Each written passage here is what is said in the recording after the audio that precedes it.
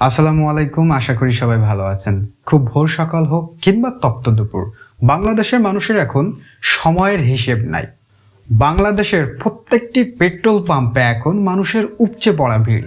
সামান্য 200 থেকে 300 টাকার তেলের জন্য 200-300 মানুষের দীর্ঘ লাইন। তবুও 200 থেকে 300 জন মানুষের লাইন, উপচে পড়া ভিড় কভার করে গিয়েও যদি পর্যাপ্ত পরিমাণে তেল পাওয়া যেত তবুও একটা কথা থাকতো। কিন্তু এত কষ্ট করে 2-3 ঘন্টা লাইনে দাঁড়িয়ে গিয়ে যখন 100, 150 কিংবা 200 কিংবা 300 টাকার তেল পর্যাপ্ত নয় এটা কখনোর জন্য, তাহলে ব্যাপারটা একটু মানুষের কাছে হাহাকারজনক।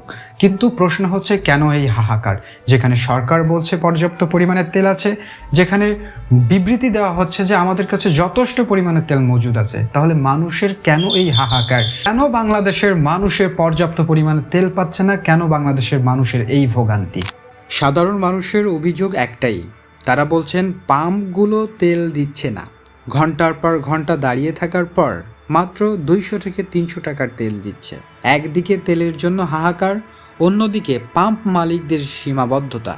মানুষের মনে প্রশ্ন জন্মেছে, দেশে কি সত্যিই অকটেন এবং পেট্রোলের সংকট চলছে? যদি সংকট না থাকে তবে কেন এই ব্যবস্থা? কেন মানুষের এই চরম ভোগান্তি সহ্য করতে হচ্ছে? ঠিক এই জায়গাতেই দানা বাঁধছে রহস্য। সরকার এবং সংশ্লিষ্ট কর্তৃপক্ষ বারবার আশ্বস্ত করছে যে বাংলাদেশে তেলের কোনো সংকট নেই, মজুদ পর্যাপ্ত, এমনকি দাম বাড়ানোরও কোনো তাৎক্ষণিক পরিকল্পনা নেই। কিন্তু মাঠ পর্যায়ের চিত্র বলছে সম্পূর্ণ ভিন্ন কথা। সরকারের আশ্বাস বনাম পাম্পের বাস্তবতা, এই দুইয়ের মাঝে দাঁড়িয়ে সাধারণ মানুষ বিভ্রান্ত। সরকার বলছে একরকম, কিন্তু মানুষ দেখছে অন্যরকম। তবে এই রহস্যের পেছনে কারণ কি হতে পারে? বিশেষজ্ঞরা মনে করেন এর পিছনে থাকতে পারে কয়েকটি কারণ। 1. সরবরাহ শৃঙ্খলার ত্রুটি। হয়তো তেলের মজুদ আছে কিন্তু ডিপো থেকে পাম্পে পৌঁছাতে দেরি হচ্ছে। গুজব ও আতঙ্ক, দাম বেড়ে যাওয়ার ভয়ে অনেকেই প্রয়োজনের অতিরিক্ত তেল সংগ্রহ করছেন, যাকে বলা হয় প্যানিক বাইং। 3. ডলার সংকট। আন্তর্জাতিক বাজারে জ্বালানি আমদানির জন্য প্রয়োজনীয় এলসি খুলতে সমস্যা হওয়া। 4. মজুদদারি। কোনো ক্ষেত্রে অসাধু চক্র ভবিষ্যৎ মুনাফার আশায় তেল আটকে রাখতে পারে। পরিশেষে বলতে পারি বাংলাদেশের মানুষ চরম ভোগান্তির মধ্যে রয়েছে, যেটা আসলেই ভাবা যায় না। চরম ভোগান্তির মধ্যে রয়েছে। আমরা মনে করি যে সরকার যেটাই করুক না কেন আসল চিত্র মানুষের সামনে তুলে ধরা উচিত। কেননা একদিকে সরকার বলছে যে পর্যাপ্ত পরিমাণে মজুদ আছে, তেল আছে, আমরা তেলের দাম বাড়াচ্ছি না, অথচ সাধারণ মানুষ দেখছে সম্পূর্ণ চিত্র অন্যরকম।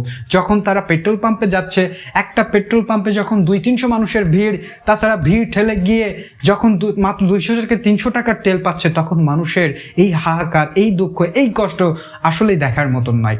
তো যখন সরকার বলছে তেল আছে কিন্তু মানুষ বাস্তবিকভাবে প্রেক্ষাপটে দেখছে অন্যরকম, তখন সরকার এবং মানুষের মধ্যে কিন্তু একটা গ্যাপ তৈরি হচ্ছে। এই সরকার আসলে মিথ্যা কথা বলে, এই সরকার পর্যাপ্ত তথ্য মানুষের সামনে তুলে ধরে না, এই একটা গ্যাপ তৈরি হয়। সো আমি মনে করি সরকার যেটাই করুক না কেন আসল তথ্য তুলে ধরুক, আসল তথ্য তুলে ধরে সাধারণ মানুষের ভোগান্তি দূর করার জন্য যতটুকু করার দরকার ততটুকু করুক। ভবিষ্যতের আশঙ্কার কারণে তেল মজুদ করছেন। আমি অনেক বাইকারদের দেখেছি, আমি অনেক পরিচিত মানুষদেরকে দেখেছি, তারা কি করছে, পাম্পে যাচ্ছে এবং 2-3 পাম্প ঘুরে তেল নিয়ে তারা এসে বাসায় এসে তারা টাঙ্কি থেকে নামিয়ে দিচ্ছে একটি বোতলে করে, আবার যাচ্ছে, আবার এই করতেছে। আর এই কারণের জন্য কিন্তু পেট্রোল পাম্পে অনেক ভিড়। যাই হোক না কেন আসল চিত্রটি মানুষের সামনে আসুক, মানুষ বুঝুক যে আসলেই তাদের কি করণীয়, মানুষ ভোগান্তির রহস্যটা উন্মোচন করুক এবং সরকার এটার জন্য যথাবিহিত যেটা করা দরকার সেটা করুক। ধন্যবাদ সবাইকে, আশা করি সবাই ভালো থাকবেন।